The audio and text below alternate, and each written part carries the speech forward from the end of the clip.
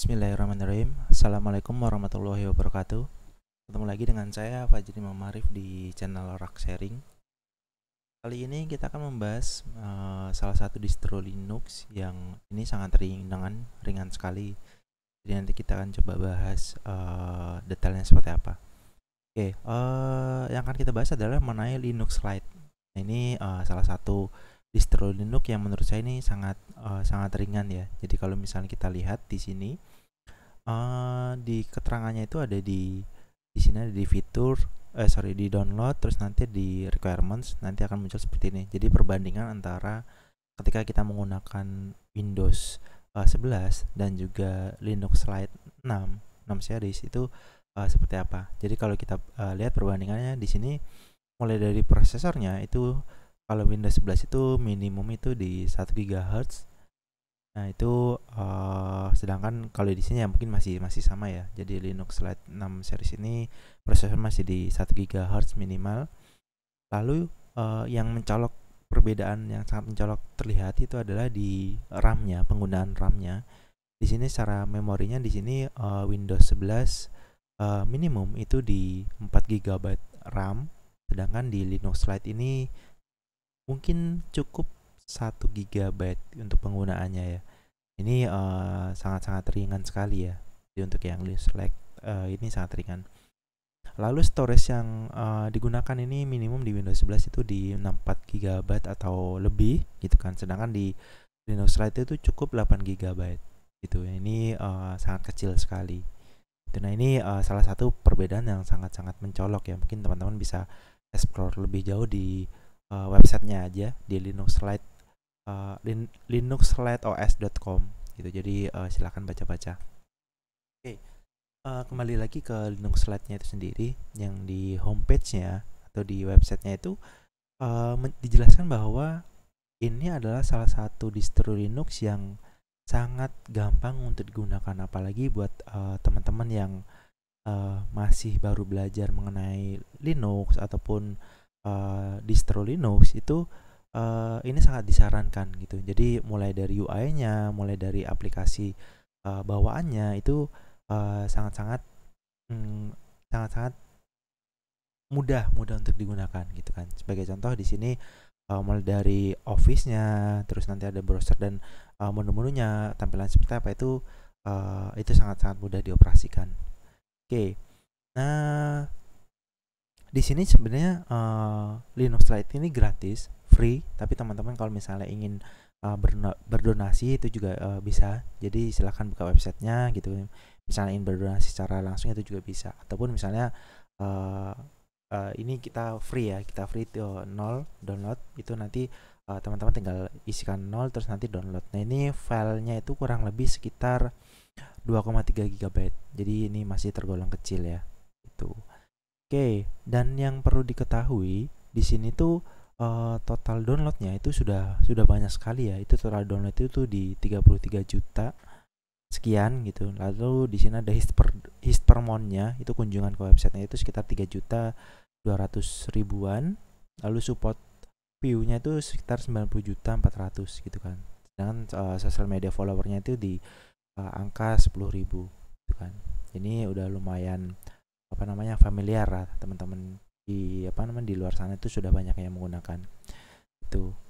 Oke, nah sini Linux Lite ini mengklaim bahwa ini sangat sangat daily use banget gitu kan. Jadi mulai dari browsernya, mulai dari Office-nya, lalu mudah juga digunakan untuk gaming, itu di sini Linux Lite sangat cocok gitu kan. Oke. Lalu ini tampilan websitenya ya. Kita coba review terlebih dahulu untuk tampilan websitenya. Nah, selanjutnya di distro watch itu sendiri, Linux Lite ini saat ini menduduki dalam waktu 1 minggu terakhir itu menduduki peringkat 20 dengan hits per day-nya itu sekitar 484 itu kan, dengan average visitor rating-nya itu di angka 8,42 dari 10 ya. Yang perlu diketahui juga di sini Linux Lite ini dibuild atau dibangun berdasarkan based on Ubuntu ya. Jadi Ubuntu yang LTS. Jadi sangat sangat stabil ya. Dan di sini desktopnya itu menggunakan XFCE. Jadi ini tipikal desktop yang sangat ringan. Itu biasanya menggunakan XFCE. Oke.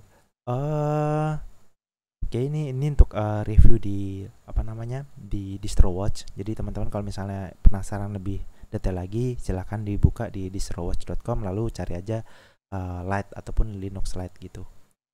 Nah ini juga nanti ada juga fitur-fitur yang tersedia, lalu ada paket-paket apa saja yang sudah tertanam di dalamnya gitu. Jadi silahkan dieksplor aja.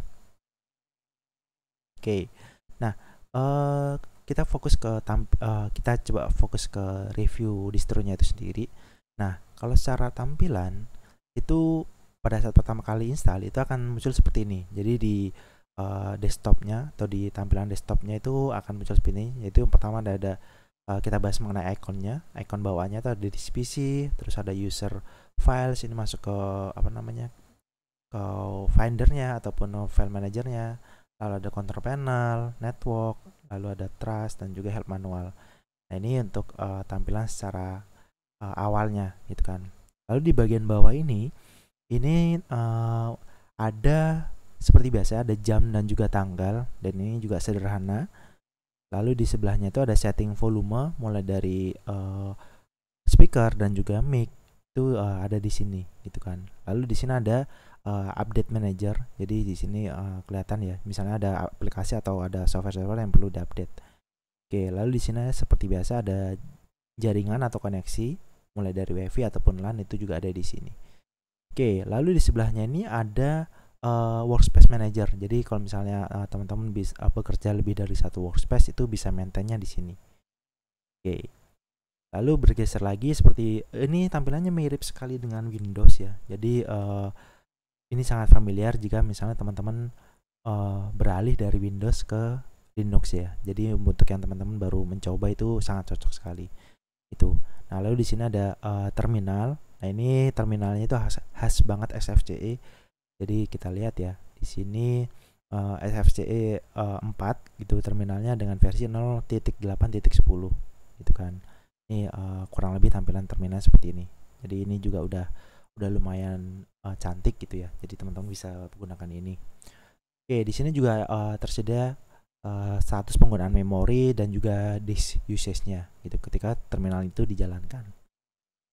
Lalu di sebelahnya lagi di sini ada file manager. Nah ini file manager juga sangat-sangat mirip dengan Windows. Jadi nggak jauh beda gitu. Jadi jangan takut ketika teman-teman beralih dari Windows ke Linux, khususnya untuk yang Linux Lite ini. Tuh. Ini kurang lebih seperti ini. Lalu di sebelahnya juga ini adalah browser bawaannya, yaitu adalah Google Chrome. Jadi secara default itu sudah terinstall Google Chrome. Jadi kalau di beberapa distro Linux yang lain itu biasanya antara Firefox atau Chromium. Nah ini adalah Google Chrome. Oke. Nah di sini ada fitur untuk minimize all Windows. Jadi kalau misalnya ada yang terbuka semua itu juga bisa di minimize secara keseluruhan, ataupun maximize keseluruhan ya. Jadi kalau misalnya kita buka ada dua aplikasi terus kita minimize semuanya itu juga bisa, atau kita buka semuanya itu juga bisa gitu. Oke, lanjut ke bagian menu. Di bagian menu ini di paling atas itu adalah muncul favorit. Jadi apa saja yang ada di favorit itu muncul di sini. Terus ada juga yang recently use. Jadi teman-teman misalnya sering menggunakan aplikasi apa itu nanti akan muncul di sini. Kalau ada all application, nah ini juga ada banyak sekali ya software-software yang sudah terinstall di dalamnya itu. Nah, ini juga mungkin untuk daily use itu sangat-sangat membantu gitu. Nah ini kembali ke sini ada my computer, itu juga shortcut akses ke beberapa folder. Lalu di sini ada setting. Nah setting ini juga lumayan banyak ya. Jadi mulai dari about me, accessibility, terus ada penggantian color, firewall juga, dan lain-lain itu ada di bagian menu setting, gitu kan. Oke, ini sangat sangat banyak sekali bawaannya gitu. Jadi kalau misalnya teman-teman mau configure dan lain-lain itu ada di sini. Tuh. Oke, lalu di aksesoris, di bagian aksesoris ini juga sudah ada beberapa aplikasi bawaan, misalnya kayak Archive Manager, terus Backup, Kalkulator, File Search, Font, Screenshot, Text Editor. Nah, Text Editor di sini juga ini menggunakan mousepad. Jadi kita lihat ya, di sini mousepad versi 0.5.8 gitu. Jadi ini simple text editor untuk yang khususnya untuk yang desktop SFCE. Ya, sangat membantu sih sebenarnya. Oke. Lalu berikutnya setelah itu ada USB image writer, terus USB stick formatter itu juga sudah terinstall di sini. Lalu pindah ke bagian grafik. Di bagian grafik itu ada dokumen scanner, lalu image editor. Nah, ini menggunakan GIMP ya. Menggunakan GIMP versi 2.10. Gitu. Jadi teman-teman kalau misalnya ingin mendesain atau menggantikan Photoshop mungkin ya di Windows itu di Linux juga ada. Itu tinggal mungkin penyesuaian menu ataupun tata letak menunya itu seperti apa gitu. Tapi secara keseluruhan secara fungsi dan juga kebutuhan itu mirip-mirip atau hampir sama. Tuh. Oke, lalu ke bagian grafik lagi, di sini ada pen, ada photo manager juga gitu. Nah, lalu di sini ada internet. Internet juga tadi sempat dibahas mengenai web browsernya itu menggunakan Google Chrome. Lalu ada mail client menggunakan Thunderbird, dan network connection, ada support juga.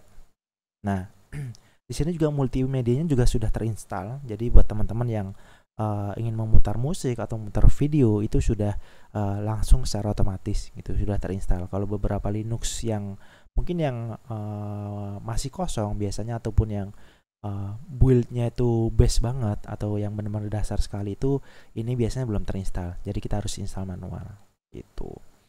Oke, lalu pindah ke bagian Office. Ini yang mungkin yang teman-teman sering gunakan atau misalnya untuk mengerjakan tugas kuliah atau tugas sekolah, lalu tugas tugas kantor ataupun yang lainnya itu Office juga sudah tersedia di sini.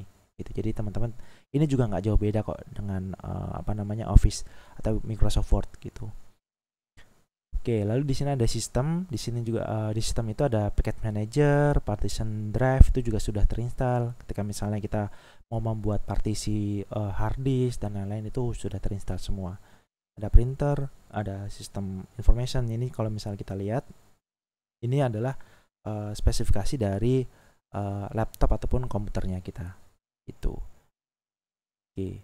Lalu di sini juga ada sistem monitor juga. Jadi kita bisa lihat nih penggunaan memori saat ini, terus penggunaan hard disk saat ini itu bisa dilihat di sini.